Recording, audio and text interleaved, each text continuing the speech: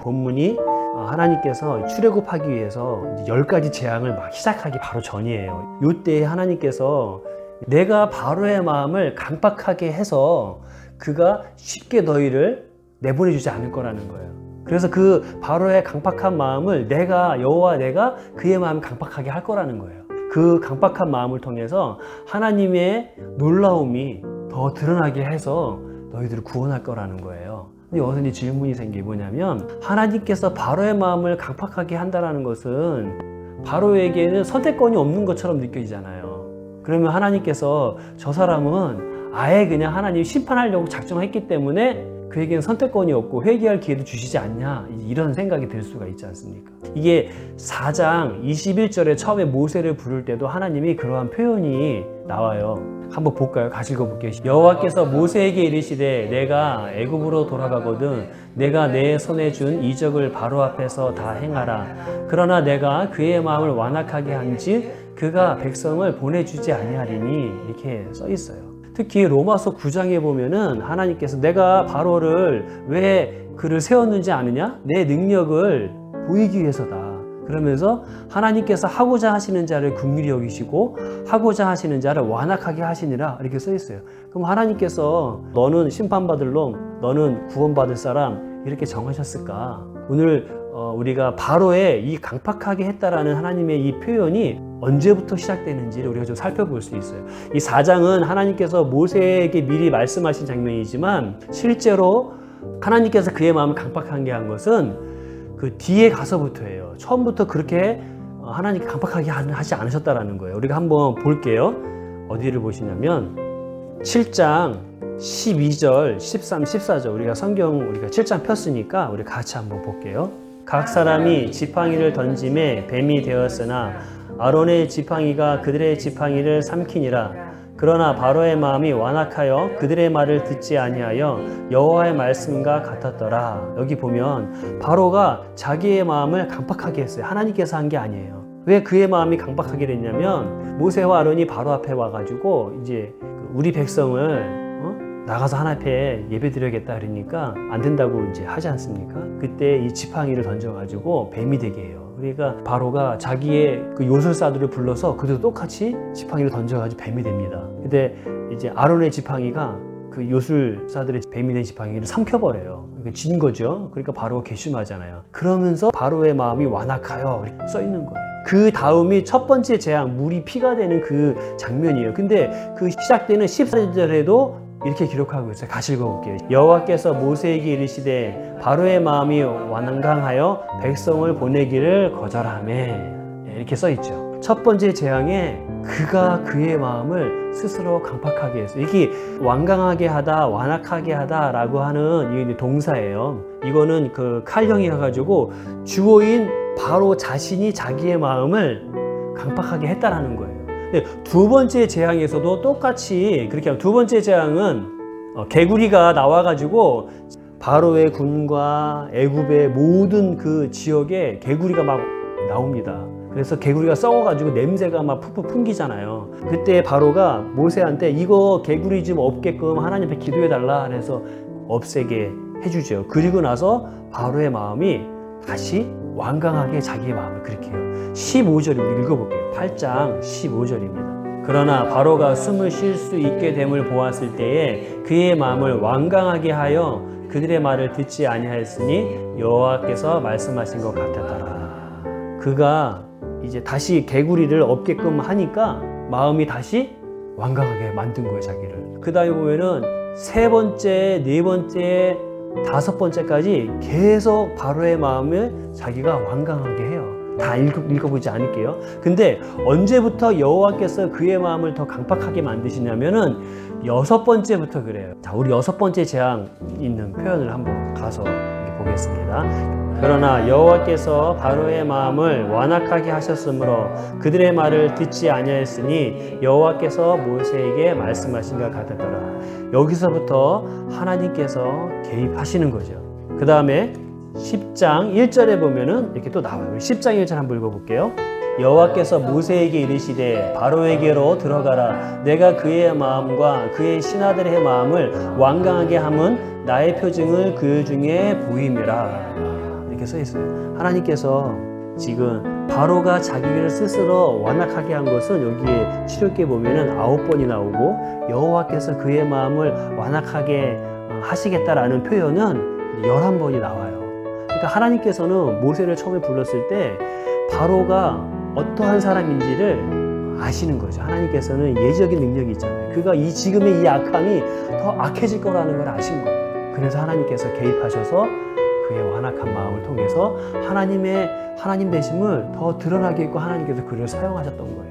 이 바로가 이렇게 완악한 이러한 표현들을 통해서 우리가 조금 더 바로의 마음을 알 수 있는 게 있어요. 아까 읽어본 출애굽기 7장 13, 14, 22절에 바로의 마음이 완악하여 라고 하는 이런 표현들이 있어요. 여기 제가 이렇게 지금 써놨죠. 13, 14, 10, 22절에 보면 공통점이 있어요. 공통점이 뭐냐면 보통 우리가 누구의 마음이 악하다라고 할 때 어떻게 써있어요? 그 사람이 악해 그러죠. 그 사람을 주어로 둬요. 누구누구가 이렇게 써요. 근데 그 사람 자체를 핵심을 두지 않고 그의 마음을 핵심을 둘 때는 그의 마음을 주어로 둬요. 강조하기 위해서. 지금 보면은 바로가 주어가 아니라 바로의 마음이 주어가 시작돼요. 한번 읽어볼까요? 13절 그러나 바로의 마음이 완악하여 14절 똑같아요. 여호와께서 모세에게 이르시되 바로의 마음이 완강하여 이렇게 써 있어요. 22절도 바로의 마음이 완악하여 이렇게 바로의 마음이 완악하다라는 것을 강조하기 위해서 실제적으로 원문에 보면 완악하여 이 표현이 앞쪽에 있어요. 그러면 이러한 표현을 통해서 뭐를 알 수 있냐면 바로의 마음의 상태가 스스로 자기를 완악하게 한 그러한 가운데 있었던 사람이라는 걸 강조하고 싶은 거예요. 이러한 상태에 있었기 때문에 더 이상 그가 하나님이 회개할 기회를 줘도 회개할 마음이 없는 거예요, 이미. 그래서 하나님이 더 그 마음을 사용하시는 거죠. 그래서 이 부분에 대해서 그 박철원 교수가 출애굽기 산책이라는 책에서 이렇게 표현했어요. 제가 한번 읽어볼게요. 완악함에 대한 내용이 본격적으로 시작되는 출애굽기 17장 13, 14, 22절에서 바로의 완악함 혹은 완강하게 함을 나타내는 단어의 주어는 바로의 마음이다. 그리고 사용된 동사는 소위 상태 동사란 것이다. 이 상태 동사는 주어의 본질이나 성격이나 성품 혹은 상태 등을 나타내는 역할을 한다. 그러므로 이 구절들은 기본적으로 바로가 어떠한 마음가짐을 가진 사람이었음을 나타낸다. 그는 기본적으로 마음이 완악한 사람이었다. 이렇게 표현하고 있는 거예요. 기본적으로 마음이 완악해요. 하나님의 은혜가 더해져도 그거를 받을 마음이 전혀 없는 사람인 거예요. 근데 바로가 이렇게 완악한 상태였어도 하나님께서 그에게 정말 그 마음을 돌이킬 수 있는 기회를 주시지 않으면서 사용했을까요? 그렇진 않아요. 바로 스스로가 자기가 잘못했다고 고백하는 장면이 있어요. 그게 어디냐면은 출애굽기 9장 27절이에요. 한번 읽어보겠습니다. 바로가 사람을 보내어 모세와 아론을 불러 그들에게 이르되 이번은 내가 범죄하였노라. 여호와는 의로우시고 나와 나의 백성은 악하도다. 뭐라고 써있어요? 내가 범죄하였다. 여호와가 의로우시고 나와 나의 백성은 악하도다. 잘못했다 이거예요. 알면서도 이걸 못 고치는 거예요. 또 다른 장면이 있습니다. 10장 16절 17절이에요. 우리 같이 읽어보겠습니다. 시작. 바로가 모세와 아론을 급히 불러 이르되 내가 너희의 하나님 여호와와 너희에게 죄를 지었으니 바라건대 이번만 나의 죄를 용서하고 너희 하나님 여호와께 구하여 이 죽음 많은 내게서 떠나게 하라. 뭐라고 써있어요? 내가 너희 하나님 여호와 너희에게 죄를 지었어. 나를 용서해줘. 그러면 내가 다시는 안 그럴게. 이 죽음 많은 면하게 해주면 안 될까? 그래서 그렇게 다 면하게 했어요. 그랬더니 뭐 어떻게 해요? 바로의 마음이 여전히 완악한 걸 보시고 하나님께서 그의 마음을 완악하게 하사. 우리가 그 출애굽기 1장에 보면 요셉을 알지 못하는 왕이 나타나서 이렇게 써 있어요. 요셉을 알지 못한다는 소리는 요셉과 함께 했던 하나님을 인정하지 않았다라는 말이에요. 우리가 아무리 초등학교를 나오지 않는 시골의 할머니 할아버지도 한글 세종대왕이 만든 거 다 알아요. 그렇지 않습니까? 임진왜란 공부 안 했어도 어른들 다 알아요. 그렇게 역사적인 중요한 사건은 다 압니다. 애굽에서도 7년 흉년과 7년 풍년의 사건은요, 애굽 사람들이 모를 수가 없어요. 왜냐하면 그 나라가 통째로 없어질 수 있었던 사건이고, 애굽 때문에 주위 나라들이 살았거든요. 없을 수가 없는 거예요. 그리고 고센 땅에 누가 살아요? 바로 요셉이라는 그 총리 때문에 자기 애굽이 죽지 않고 살았잖아. 이 민족이, 없어질 민족이 살았잖아요. 그 얘기는 요셉이 믿는 하나님. 바로가 뭐라 그래, 요셉을 보면서. 야, 네 안에 하나님의 신이 함께 있구나. 이런 사람은 우리가 어디서 얻을 수 있느냐. 이렇게 7년 흉년과 풍년을 누가 가르쳐줬겠냐. 그와 함께하는 하나님이 가르쳐주지 않았겠느냐. 그러니 하나님의 신, 이런 사람은 우리가 총리로 삼아야 된다.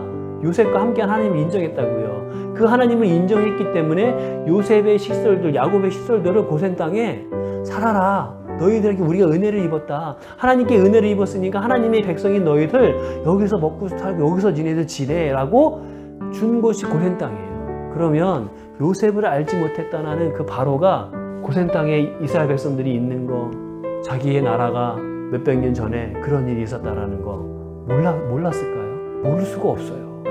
그리고 성경이 뭘 표현하는 거예요? 하나님에 대해서 들어서 알지만 하나님을 거부하는 사건인 거예요. 이 바로는. 출애굽기 첫 서두에 바로는 하나님에 대해서 무시하고 있는 거예요. 그래서 핍박을 가하고 아이를 죽이기도 하고, 역사적으로 그렇게 한 민족을 말살하려고 아이들을 죽이는 사건들이 그렇게 많지 않았을 거라고요. 그런 어마어마한 일을 어떻게 행할 수가 있어요? 그거는 하나님에 대한 것을 듣고도 인정하지 않은 완악함이에요. 바로는 그렇게 거부한 사람이에요. 하나님이 그걸 아신 거예요. 그래서 그 악함을 통해서 하나님이 악한 자도 악할 때의 그를 통해서 하나님께서 역사하신다고 했잖아요. 이게 바로를 통해서 하는 말씀이에요. 그러니까 하나님이 주시는 기회를 스스로 바로 차버린 거죠. 근데 로마서의 1장 24절에 보면 비슷한 말씀이 있어요. 우리 같이 읽어볼게요. 시작. 그러므로 하나님께서 그들의 마음의 정욕대로 더러움에 내버려 두사 그들의 몸을 서로 욕되게 하셨으니. 이게 무슨 뜻이에요? 하나님께서 정욕대로 더럽게 하나님의 불의를, 하나님의 의를 불의로 막는 그런 악을 행하는 사람들이 있어요. 계속해서 하나님의 살아계심을 보여주는데도 그걸 계속해서 거부하면서 악을 행하니까, 악을 행하는 것의 시작이 뭐예요? 마음이거든요. 그 마음이 정욕대로 막 사는 거예요. 안하무인인 거예요. 하나님을 무시하는 거예요.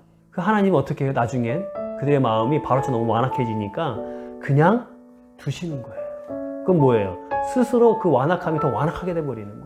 이 말씀 속에는 무엇이 담겨 있냐면은, 하나님께서는 세상에 믿는 자나 믿지 않는 사람이 타락한 본성을 가졌기 때문에 이 마음이 악한 것을 추구하게 돼 있어요. 그럼 뭐예요? 하나님 없이 내 마음대로 살아가는 게 악한 거거든요. 거기서 더 악한 죄의 열매들이 열리는 거거든요. 그러면 이게 더 악해지지 않도록 하나님께서 그들의 마음을 완악하지 않도록 하나님께서 이렇게 막으시고 있는 거예요. 지금 세상에서. 근데 그것을 놓아버리면 더 악해지죠. 그러면 이렇게 하나님께서 그들의 마음을 완악하게 내버려두신 것은, 하나님이 그들은 내가 구원할 자가 아니니까 하고 그렇게 했을까요? 바로처럼? 그렇지 않아요.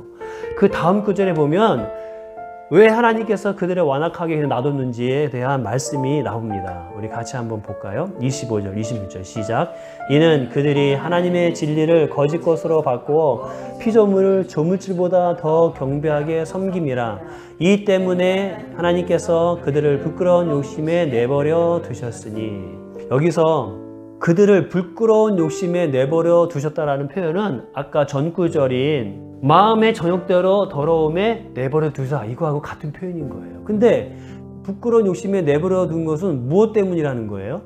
25절. 이는, 왜냐하면, 그렇게 하나님께서 버려두신 이유는 뭐냐면, 그들이 하나님의 진리를 거짓 것으로 바꾸어 피조물 조물주보다 더 경배하며 섬기기 때문에 하나님이 내버려 두셨다라는 거예요. 다시 한번 표현하면 로마서 1장 18절부터 지금 23절에 그 말씀이 나와요. 그거는 제가 그냥 읽어드릴게요. 하나님의 진노가 불의로 진리를 막는 사람들의 모든 경건하지 않음과 불의에 대하여 하늘로부터 나타나나니, 이는 하나님을 알만한 것이 그들 속에 보임이라. 하나님께서 이를 그들에게 보이셨느니라. 창세로부터 그의 보이지 아니하는 것들 곧 그의 영원하신 능력과 신성이 그가 만드신 만물에 분명히 보여 알려졌나니 그러므로 그들이 핑계하지 못할지니라. 하나님을 알되 하나님을 영화롭게도 아니하며 감사하지도 아니하고 오히려 그 생각이 허망하여지며 미련한 마음이 어두워졌나니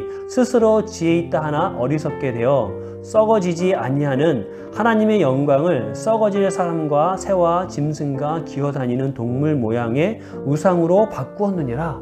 이렇게 하나님을 알만한 것들을 보이고 계속 했는데도 거부하더라는 거예요. 바로가 하나님에 대한 것을 들었지만 완악하고 교만하여 거부한 거예요. 로마서에 말하는 이 사람들도. 그러면서 바로 이어서 아까 우리가 봤던 24절 말씀을 한 거예요. 그러므로 하나님께서 그들의 마음의 정욕대로 더러움에 내버려 두사 그들의 몸을 서로 욕되게 하게 하셨으니 이렇게 써 있는 거예요. 우리가 왜 복음을 전해야 되는 이유 중에 하나면 안 믿는 사람은 그들 양심 안에 또 살아가면서 야, 신이 존재하는 것 같아.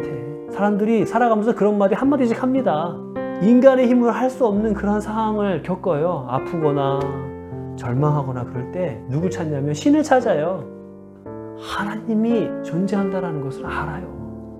그들이 더 완악하여 복음을 거부할 수 없는 상태에 가기 전에 그래서 우리가 복음을 전해야 하는 사명도 우리 안에 있는 겁니다.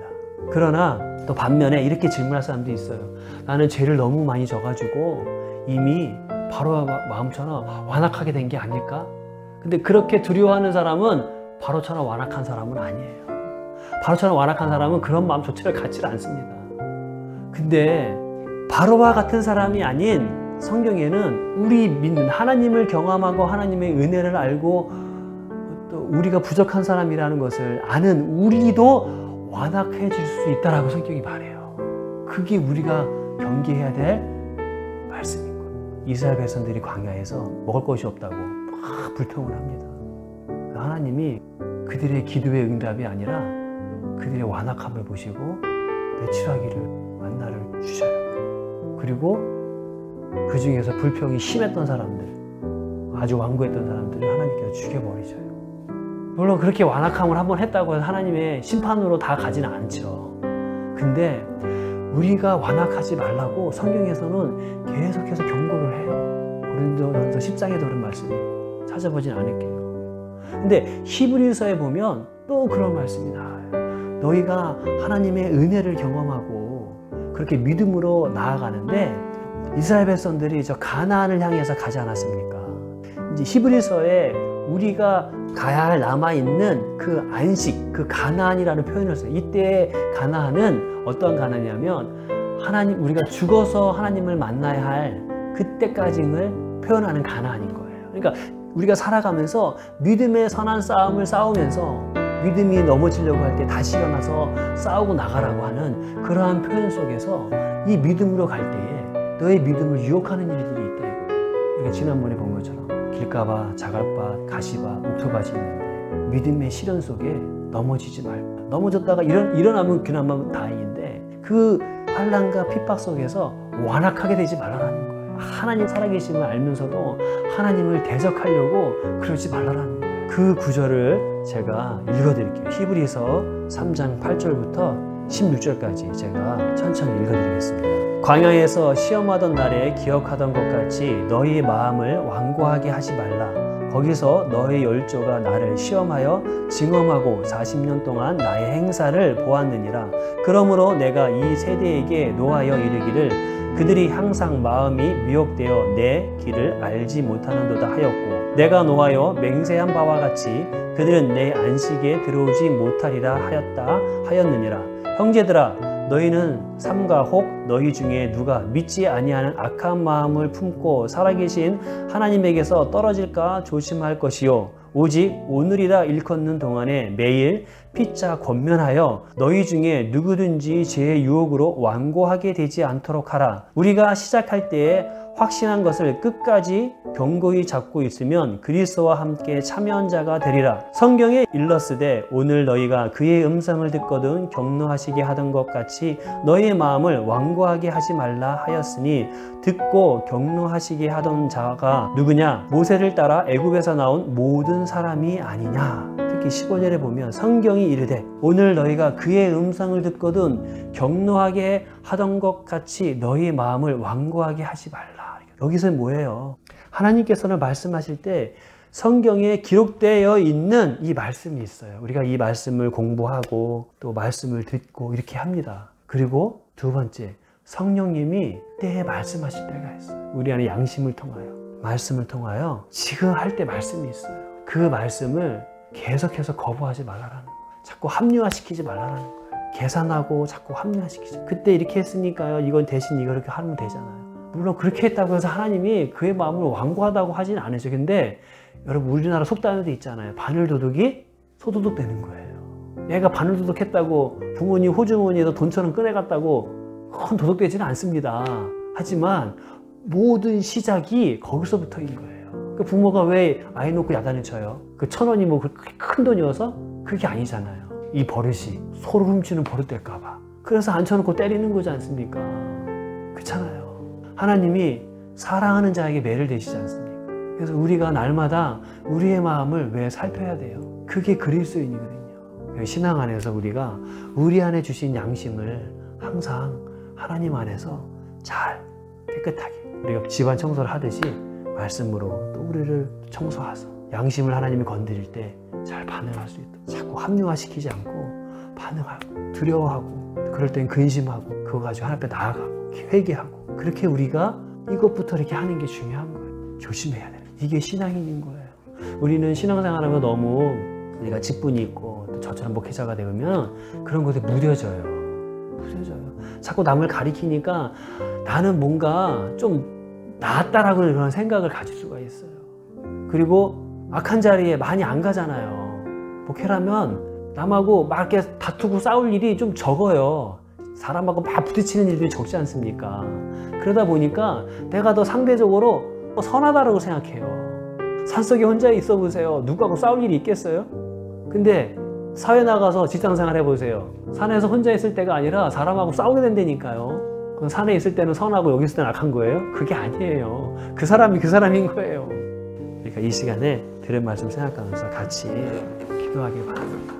하나님, 내 안에서 나를 통해서 일하실 때 감사합니다. 그러나 그거와 상관없이 우리는 우리의 마음을 하나님 안에서 살펴봐야 되고 하나님 안에서 늘 기도하며 나아가야 돼요.